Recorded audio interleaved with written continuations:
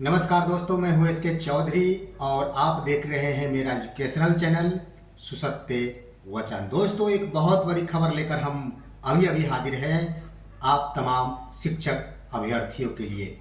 जी हाँ दोस्तों, इन तमाम अभ्यर्थियों के लिए बहुत बड़ी खुशखबरी ये है कि कक्षा 1 से 5 के अभ्यर्थियों के लिए रजिस्ट्रेशन की प्रक्रिया शुरू हुई।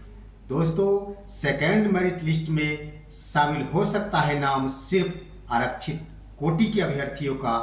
और दोस्तों, बीपीएससी के चेयरमैन अतुल प्रसाद महोदय के ट्वीट ने लाया भूचाल। दोस्तों, इन तीनों तमाम मुद्दों पर हम विस्तार पूर्वक पत्र के माध्यम से चर्चा करते हैं। इससे पहले जिन्होंने अभी तक मेरे चैनल को सब्सक्राइब नहीं किया है वो कृपया सब्सक्राइब कर ले दोस्तों, क्योंकि हम आपके लिए बिल्कुल ताज़ा खबर आपके समक्ष सबूत के साथ प्रस्तुत करते हैं। दोस्तों, सबसे पहले आप जान लिए कि रजिस्ट्रेशन की प्रक्रिया फेज 2 शिक्षक भर्ती, बिहार शिक्षक भर्ती फेज 2 की जो रजिस्ट्रेशन की प्रक्रिया चल रही थी वो प्रक्रिया 14 नवंबर 2023 तक बिना विलंब शुल्क के साथ थी और 17 नवंबर 2023 तक वो विलंब शुल्क के साथ थी। जिस तिथि को विस्तारित कर दिया गया है, अब तमाम अभ्यर्थियों को बिना विलंब शुल्क के साथ 17 नवंबर 2023 तक रजिस्ट्रेशन की प्रक्रिया पूरे करने का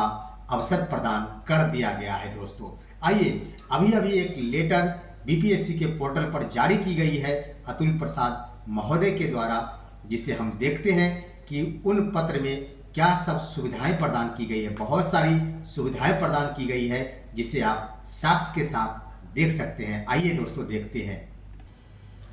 दोस्तों, आप देख सकते हैं कि ये पत्र अभी अभी जारी की गई है बीपीएससी के पोर्टल पर, जिसमें स्पष्ट रूप से यह कहा गया है दोस्तों कि विभिन्न प्रकार के विज्ञापन संख्या 27/2023 शिक्षा विभाग बिहार के अंतर्गत विद्यालय अध्यापक के कुल 69,706 पदों, पिछड़ा वर्ग एवं अति पिछड़ा वर्ग के कल्याण विभाग के अंतर्गत कुल 916 पदों, अनुसूचित जाति एवं जनजाति विभाग के अंतर्गत कुल 1401 पदों एवं 26/2023 शिक्षा विभाग के बिहार के अंतर्गत विद्यालय अध्यापक के समाहित किए गए कुल 50,263 रिक्त पदों के आलोक में ऑनलाइन आवेदन पत्र भरने से संबंधित संशोधित तिथि एवं अन्य निर्देश निम्नांकित है। जिसमें आप देख सकते हैं कि क्रम संख्या 1 में ही दिया गया है कि विलंब शुल्क के साथ निबंधन एवं भुगतान करने की अंतिम तिथि 17/11/2023, जिसमें संशोधन करके ये कहा गया है कि विलंब शुल्क के साथ निबंधन एवं भुगतान की प्रक्रिया को शिथिल किया जाता है, परंतु निबंधन एवं भुगतान की अंतिम तिथि 17/11/2023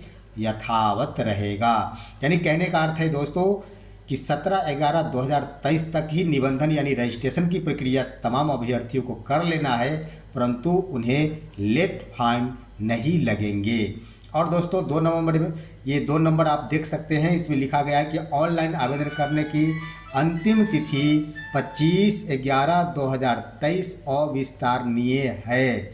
जी हाँ दोस्तों, अविस्तारणीय है, यानी 25 नवंबर 2023 तक ही आपको अपने फॉर्म फिलअप करने हैं, उसमें तिथि में कोई बदलाव नहीं किए जाएंगे।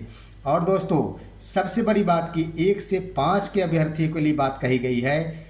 तमाम अभ्यर्थी, हमारे जितने भी अभ्यर्थी थे, उनके द्वारा कमेंट के माध्यम से ये बार बार पूछा जा रहा था कि सर ये 1 से 5 के लिए रजिस्ट्रेशन की प्रक्रिया नहीं हो रही है, आखिर इसके पोर्टल कब खुलेंगे।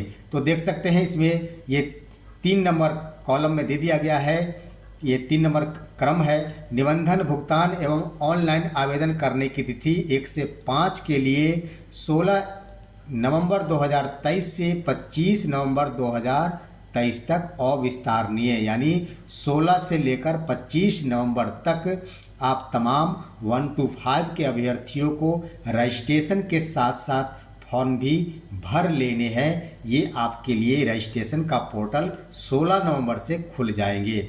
दोस्तों, इसमें पॉइंट वाइज कुछ बिंदु दिए गए हैं।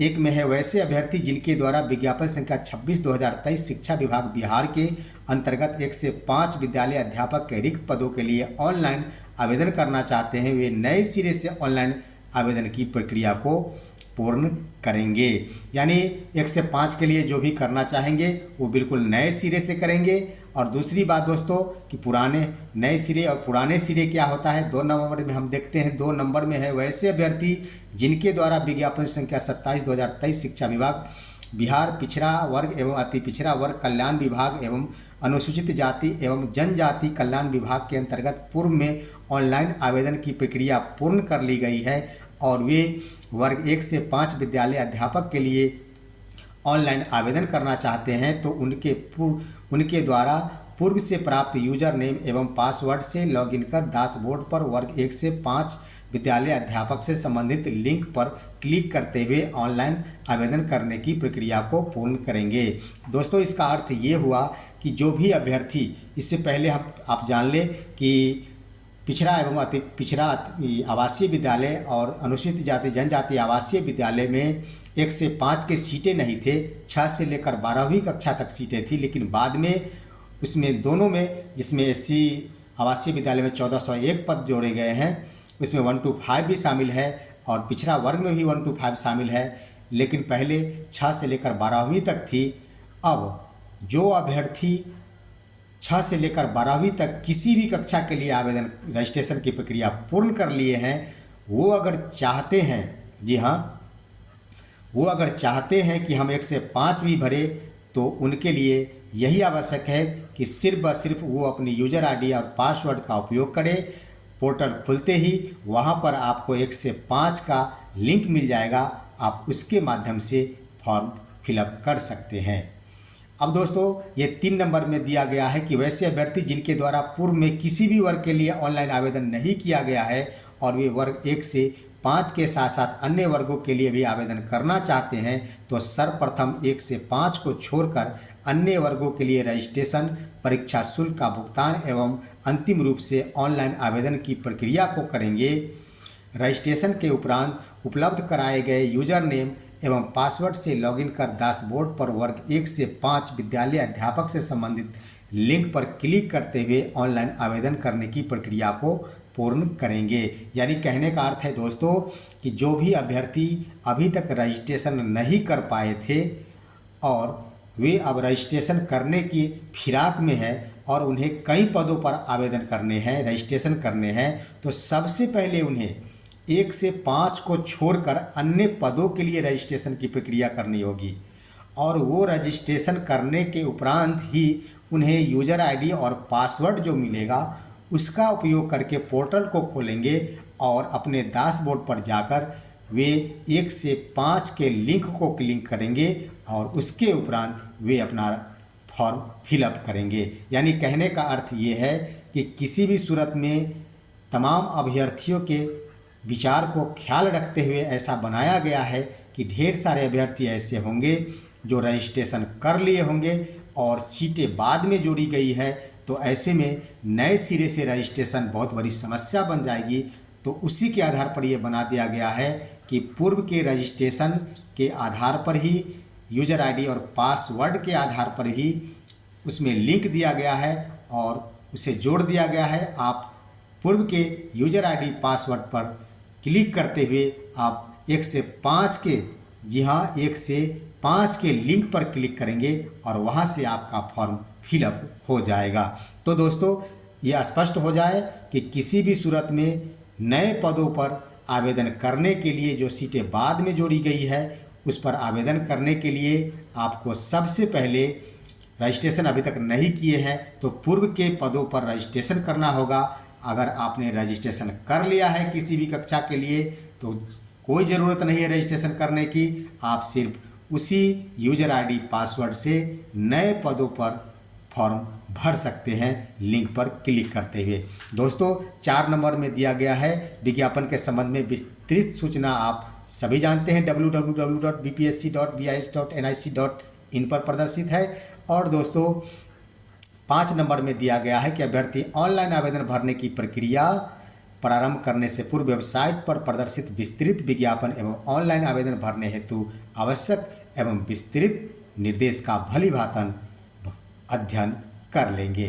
तो दोस्तों और शेष शर्तें यथावत रहेगी जो कि लिखा गया है कि 14/11/23 एवं 10/11/23 को प्रकाशित विज्ञापन संख्या 27 2023 की शेष शर्तें यथावत रहेंगी। तो ये बहुत बड़ी अपडेट थी तमाम 1 से 5 के अभ्यर्थियों के लिए, क्योंकि उनके लिए अवसर 16 नवंबर से प्रदान कर दी गई है।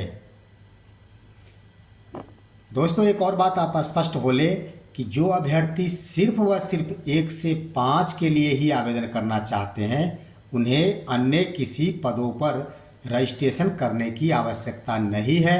वो डायरेक्ट 1 से 5 के लिए ही रजिस्ट्रेशन करेंगे। जो अन्य पदों पर भी रजिस्ट्रेशन करना चाहते हैं, अन्य पदों के लिए भी फॉर्म भरना चाहते हैं, वही पहले पूर्व के पद पर रजिस्ट्रेशन करेंगे, उसके बाद 1 to 5 के लिए रजिस्ट्रेशन यानी आवेदन करेंगे। दोस्तों, आप देख सकते हैं कि बीपीएससी के चेयरमैन अतुल प्रसाद के एक ट्वीट ने लाया भूचाल। आप देख सकते हैं, उन्होंने ट्वीट किया कि STET 1/2 या अन्य विषय का चयन करने में आवश्यक जहाँ अनावश्यक भ्रम प्रतीत होता है। जाहिर है कि अभ्यर्थी केवल उसी विषय में आवेदन कर सकता है जिसमें उसने STET उत्तीर्ण किया हो। विषय का यह चयन आयु में छूट के आधार पर नहीं किया जा सकता। इसी प्रकार अन्य का अर्थ अन्य विषय ही था। आप सभी जान ले दोस्तों कि पोर्टल पर जाने के बाद जो भी रजिस्ट्रेशन किए होंगे उनको ये स्पष्ट हुआ होगा कि 3 प्रकार की छूटें दी गई थी। 3 में 2 प्रकार की थी कि पहला 4 वर्ष का आप छूट चाहते हैं या फिर 10 वर्ष का छूट चाहते हैं। ये सिर्फ ऐसी समस्या दोस्तों स्टेट के अभ्यर्थियों के साथ आई है। आप क्लियर हो ले कि सिर्फ स्टेट पेपर 1 पेपर 2 के अभ्यर्थियों के साथ हुई है। उसमें 3 बिंदु दिए गए थे, आप 4 वर्ष का छूट चाहते हैं या 10 वर्ष का छूट चाहते हैं या फिर अन्य। तो ऐसे में दोस्तों बहुत सारे अभ्यर्थी ऐसे थे जिन्हें छूट लेने की कोई आवश्यकता नहीं थी, उन्हें छूट नहीं चाहिए थी और उन्होंने अन्य भर दिया और अन्य के आधार पर ये समझ लिया कि अन्य सब्जेक्ट यानी, और उन्होंने जिस पेपर में स्टेट क्वालिफाई किया था उसमें आवेदन ना करते हुए उन्होंने अन्य विषय में आवेदन कर दिया, रजिस्ट्रेशन कर दिया। तो ऐसे में बीपीएससी के चेयरमैन महोदय ने स्पष्ट कह दिया है कि आप विषय के आधार पर आप उम्र में छूट नहीं ले सकते, यानी वो आपकी प्रक्रिया गलत हो गई।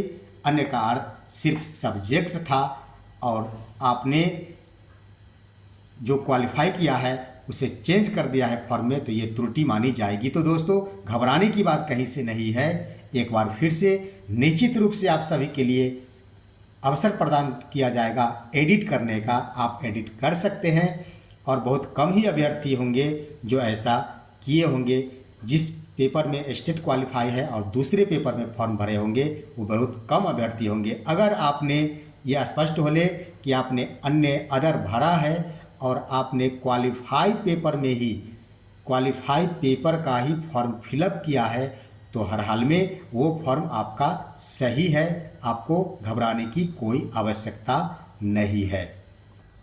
और दोस्तों, आपको हम बता दें कि सेकेंड मेरिट लिस्ट में आ सकती है सिर्फ व सिर्फ आरक्षित अभ्यर्थियों के नाम। ये हम इस आधार पे कह रहे हैं दोस्तों, इस तर्क के आधार पे कह रहे हैं कि आप सभी जान चुके हैं कि अभी अभी कुछ दिन पहले 1 to 5 के जो रिक्ति आई थी उसमें 9431 या समथिंग 9400 के आसपास सीटें आई, जिसमें 3200 के आसपास सीटें सिर्फ व सिर्फ SC महिला के लिए थी और 1088 पदें, ये सामान्य विषय की बात हम कर रहे हैं दोस्तों, और 1088 पद अनारक्षित श्रेणियों के लिए रखी गई है।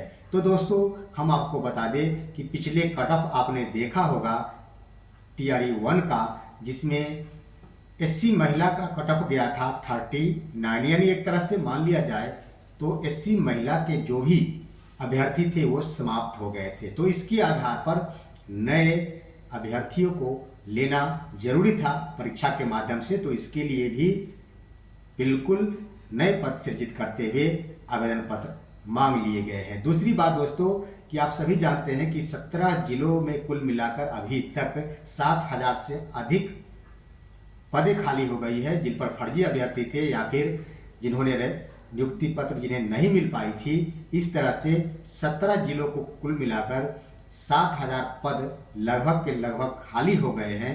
उन पदों पर, जी हाँ, उन पदों पर जो भी सेकंड मेरिट लिस्ट जारी किए जाएंगे उसका कम से कम तो 15 से 17 हजार होंगे, जिसमें सामान्य कोटि का भी अभ्यर्थी रहे होंगे। उसके लिए आप देख सकते हैं कि 1088 पद बिल्कुल आरक्षित श्रेणी के लिए रख लिए गए हैं।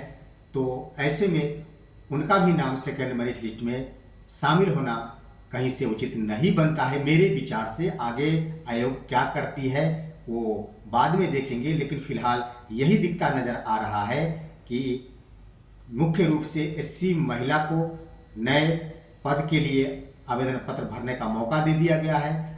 उन्हीं सीटों में से अनारक्षित अभ्यर्थियों को मौका दे दिया गया है। अब सिर्फ बचते हैं एससी के पुरुष का, बीसी के तमाम अभ्यर्थियों, ईडब्ल्यूएस के तमाम अभ्यर्थियों, ईबीसी के तमाम अभ्यर्थियों और लगभग एसटी कैटेगरी का भी नहीं बचा होगा।